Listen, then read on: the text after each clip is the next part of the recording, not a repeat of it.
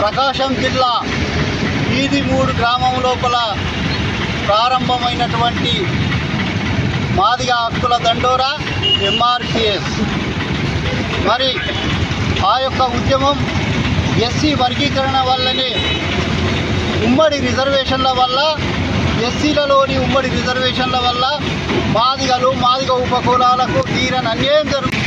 కాలక్రమేణా 30 సంవత్సరాల సుదీర్ఘ పోరాటంలో మరి నిన్నగాక మొన్ననే ఈ రాష్ట్ర ప్రభుత్వం మరి అసెంబ్లీలో తీర్మానం చేసి మరి వర్గీకరణకు అనుకూలంగా రిపోర్టులు తీసుకొని అనేక కమిషన్ల ద్వారా మరి ఈరోజు ఒక స్థాయికి ఒక కొలికి వచ్చిన సందర్భాన్ని గుర్తు చేసుకుంటూ మరి ఇప్పుడే నిన్ననే చూసాం, అటు ఉత్తరప్రదేశ్లో బీజేపీ ముఖ్యమంత్రి గారు 1200 మంది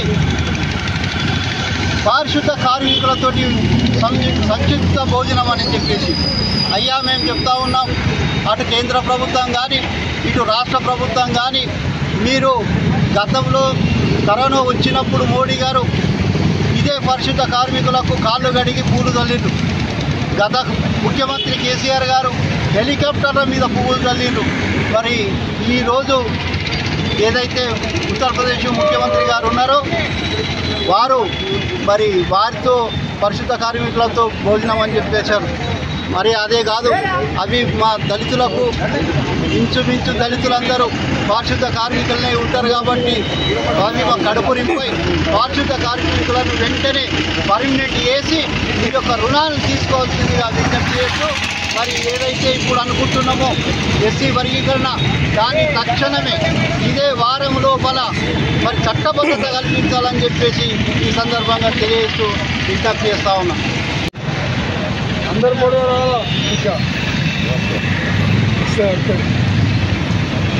ఈరోజు ఎస్సీ వర్గీకరణ సాధించుకున్న తర్వాత మొట్టమొదటగా జరుగుతున్నటువంటి మాదిగ అమరవీరుల దినోత్సవం సందర్భంగా ఈరోజు సురేందర్ మాదిగ, మహేష్ దామోదర్ మాదిగలకు మేము ఘనంగా నివాళులు అర్పిస్తూ ఉన్నాం.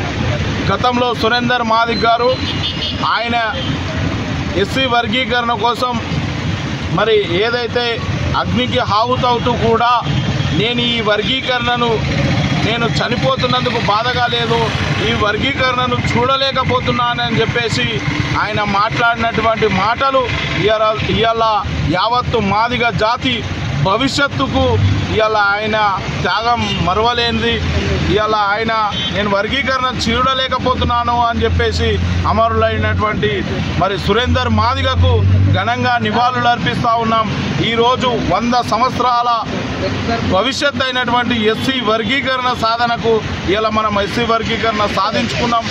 ఇలా ఒక్కరి ప్రాణం ఇలా మాదిగ జాతి భవిష్యత్తుకు ఉన్నటువంటి సందర్భంలో 1% కూడా మాదిగలు వదులుకునే పరిస్థితి లేదు.